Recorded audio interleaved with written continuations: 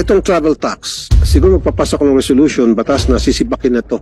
Unconstitutional to. Dapat every Filipino has the right to travel. Ito ay nagiging hindrance. Itong batas na ito, 1956 pa po ito. At that time, ang pinapatravel lamang yung mga mayaman, elite. Ngayon, kaya naman ng mga regular person na makapag-abroad, mag-ipon sila at gusto magbiyahe, pero tataksan sila. Dapat din na tinataksan. Alam ko naman yung mga OFWs natin libre na. Pero yung mga gusto mag-travel lang sa abroad ng mga kababayan natin, pangkaraniwan lang, nag-ipon for so many months, nagtipid sila, taon. Matapos lang makapag-ipon, may budget sila to go abroad and then tatagayin mo sa travel tax na libo rin yun. Sana pupunta itong travel tax na ito. How much ang naiipon kada taon?